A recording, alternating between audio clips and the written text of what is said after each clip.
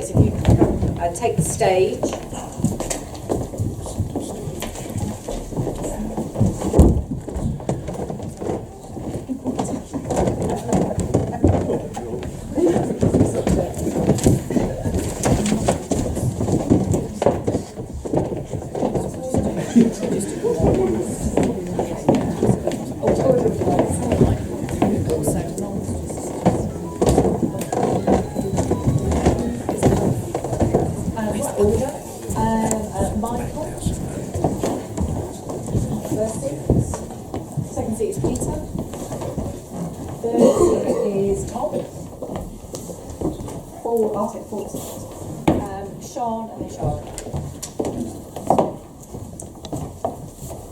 And the next question is from Les Levindown.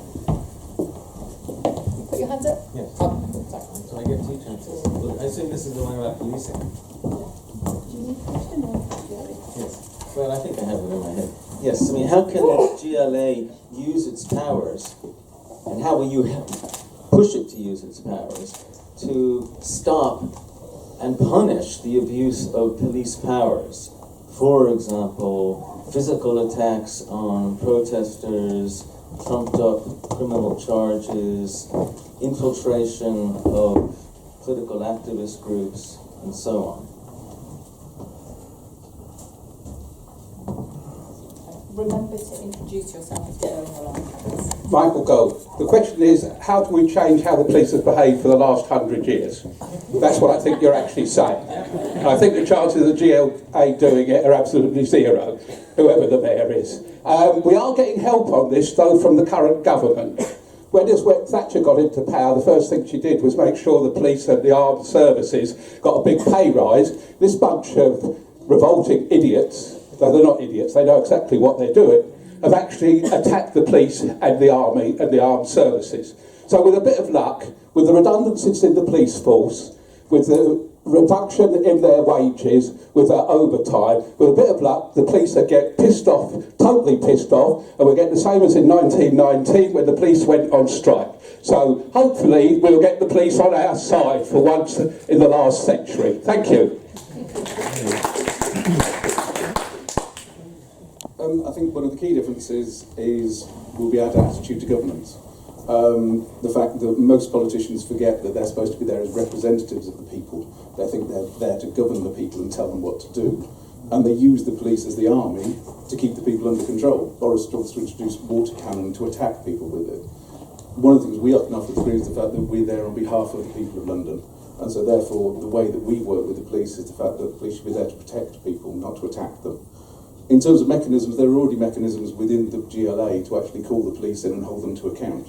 Those sort of disappeared under Boris when he's been there, and the thing was put down that it was sort of sofa chats instead of actually being called in front of a committee and properly questioned and held to account for their activities. So I think we need to reinstitute those cases so we can actually shed a light on what's going on. It's not all hidden away, and so everybody knows what's happening, and we can make sure they actually answer the questions we ask. Well, whoever is mayor, I think the role of the Greens is to be the only party willing to hold the police to account. And in fact, Jenny Jones has done that for 15 years very effectively.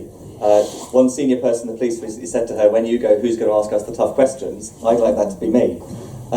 Many of us in this room are probably on police files, but you won't be on police files, hopefully, since 2014, because she got them to stop monitoring people who are involved in green political action. That's no longer being done by the police. They can be changed. The only way they are changed is if you have Greens in there willing to ask tough questions and to say to them, why are you stopping and searching all these people? That isn't even a good police tactic, let alone the alienation and the poverty and problems it's causing the people who are being stopped and searched. Why are you spending so much time and overtime on protests where you can have a very, very light presence just to facilitate it, instead of dealing with intelligence-led policing to deal with real problems we have, like the incredibly high number of rapes that aren't prosecuted, like the rising problem of knife crime in too many parts of London. So that's what we can be as Greens. We can be the only party willing to be the voice of Londoners, to say to the police, you're here for us, against us. Yeah, on this I agree with Tom. I have argued as part of my campaign to be mayoral candidate that this should be a much higher priority for our campaigning. It's not currently on the list of our top issues, but it is an area on which we have a unique perspective and a very, very good record, as Tom has pointed out, that Jenny has worked on this for a very long time. I think from the Assembly point of view, if we're not the mayor, we cannot force the Met to reevaluate its priorities, but we can continue holding it to account, and I think we can work with local people, get police involved, and write up a new set of police priorities anyway, and campaign for that in the way I described in my speech at the beginning. If we call for it and we start getting people talking about it, it can become inevitable, and I think the police's record is so shocking, people will get behind us and support us on that, and it's something that we could really achieve as Assembly members. Shara Ali, this isn't a jibe at you, Tom, but the last time somebody said, am I tough enough? Am I tough enough? Hell yeah, Ed Miliband. But I've actually identified this as one of my top priorities in my leaflet, and there's a reason for that. I've been campaigning on this relentlessly, year in, year out, often with Jenny Jones, Watercan and other campaigns.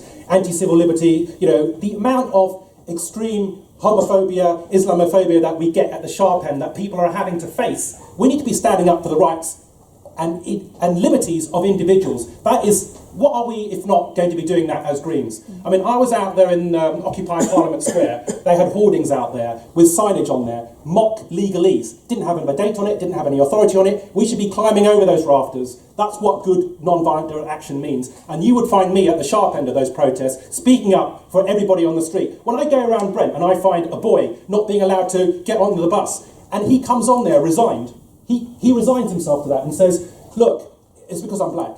I say, no, I want to live in a city where you aren't resigned to that fact, and you can expect more than that from our police.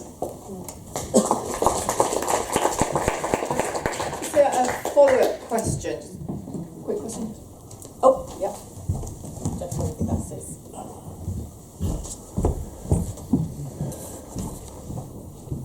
Yeah, it's just a follow-up about the police. Police chiefs, as I understand it, are kind of hobnobbing with the Murdoch corporation and exchanging information, etc.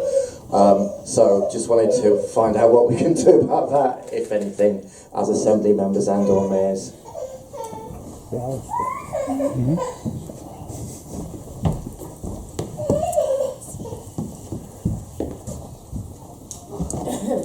I mean, this has gone on for years. What I don't understand is why people are suddenly expecting that things are going to change dramatically.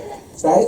The police have been on the payroll of the media for years and years and years. And in fact, as we've seen over the whole hacking inquiry, Murdoch has come out of it smelling of roses.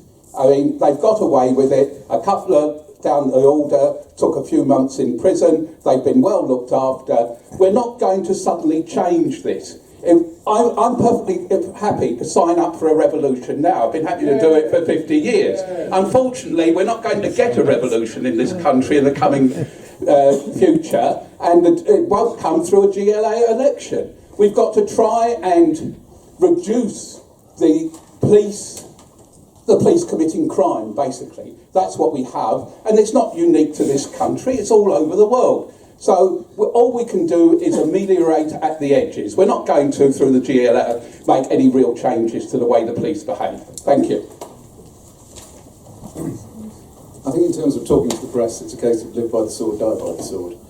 One of the great powers that we have as Assembly members is we're given a platform. We can say things publicly to the people of London that isn't getting talked about by anybody else. And so when we find out about corruption, we need to stay in touch with the community so we know what's going on, and that we can put that out there so that everybody knows what's going on. Yes, there won't be a revolution, but politicians still have to listen to what the public are saying, and we can put the pressure on through community groups, through pressure groups, and get people voted out at the next election if they're not willing to support us and hold the police to account and deal with all the other corruption and things going on that we talked about, where as GLA members we don't have direct control, but we can make a difference.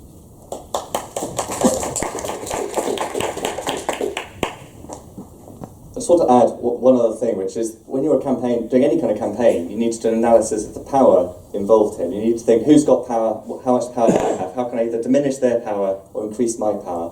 I think one of the key ways that Greens increase our level of power is by working with people who will help us ask very precise questions of the police, who will help us to be able to go and drill into that detail over months and months and months. And this is what Greens have done very effectively to get through the barriers that the police and the mayor will try to put up. As a mayor, you could do amazing things on this, because you're in a very privileged position of being able to have regular meetings with the Commissioner, asking tough questions, setting their strategic direction. As Assembly members, we don't. But if we're going to take on the power of the mainstream media and the mayor and the police, we need everybody with us on our side that we can get. So it's about working with solicitors, it's about working with campaign groups, it's about working with other people in the Green Party who may have the expertise, so that we can really put the most precise questions, we can put the pressure on them, and we can get the changes, which we have done. I was involved, for example, in changing their tactics on policing demonstrations. These things, you can make these changes with them.